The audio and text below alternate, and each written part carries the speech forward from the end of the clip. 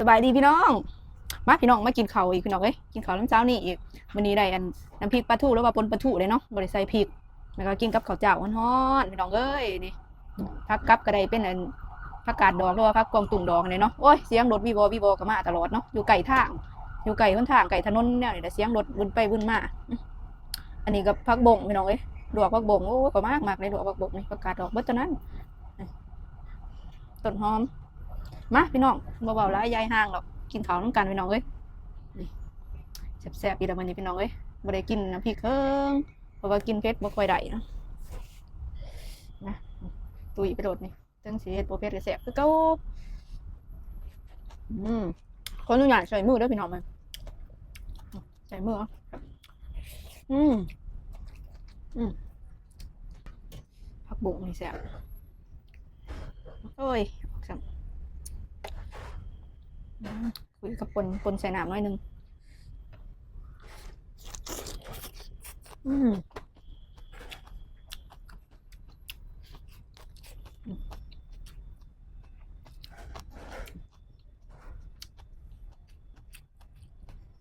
อืม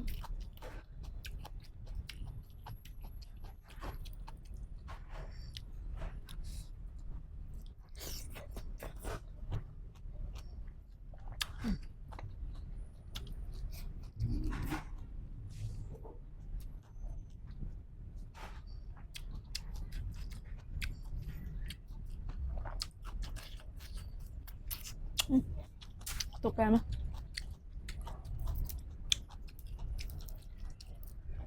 หอมกัง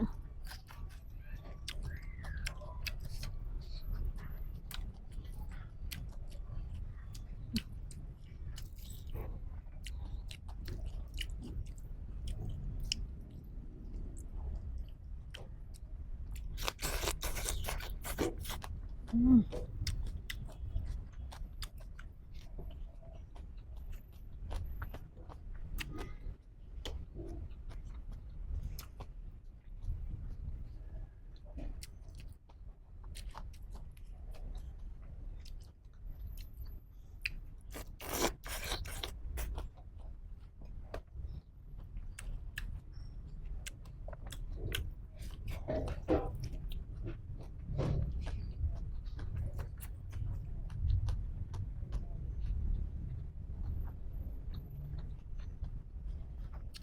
อืม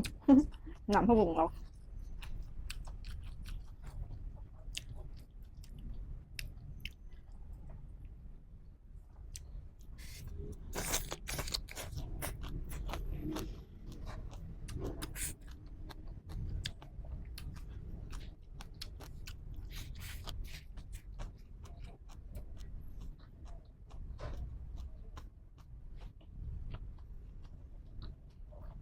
อืม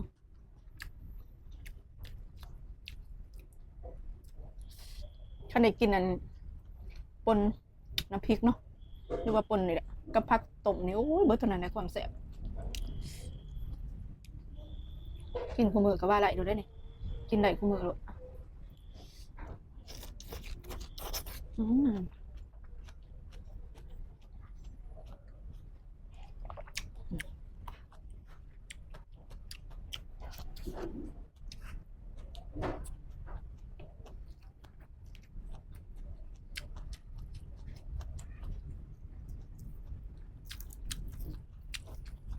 ต้นหอม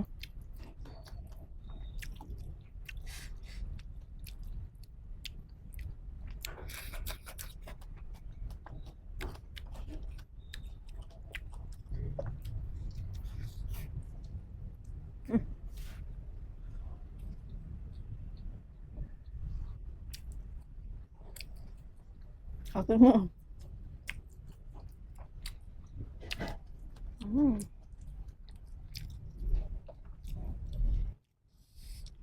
อืมโอ้ยคำใหญ่ๆไปเลย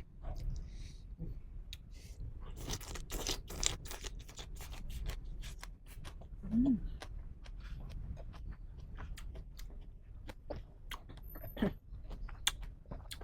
อืม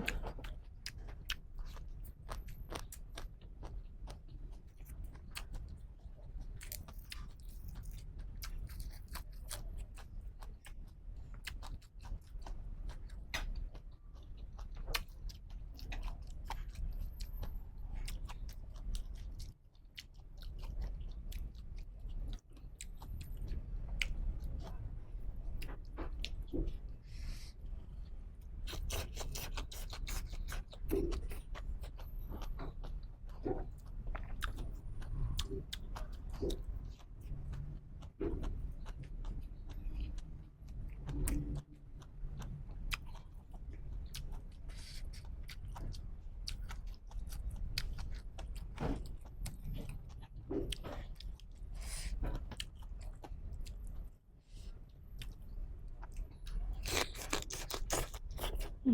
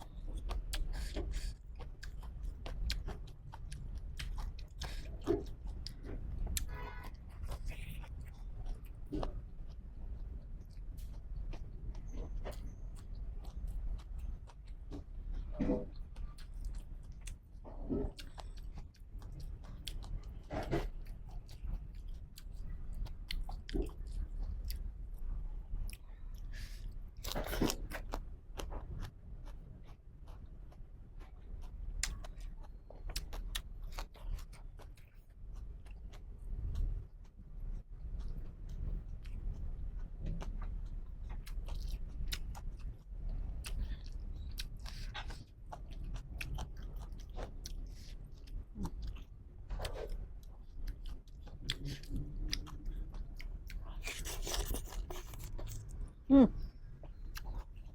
โอเค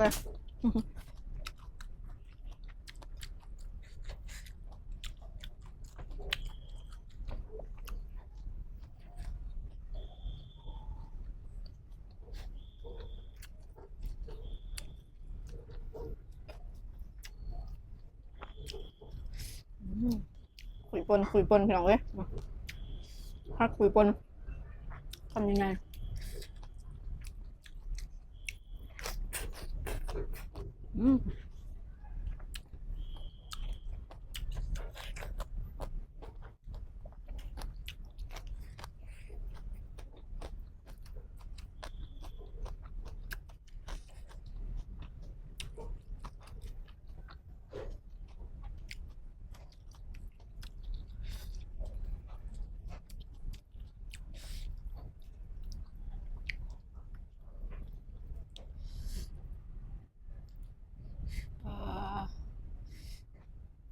ประตูประกาศดอก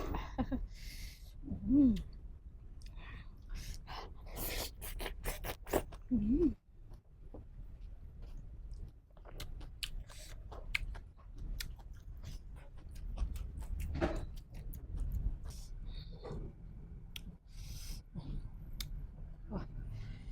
นว่าหมอนข้างพักก่อน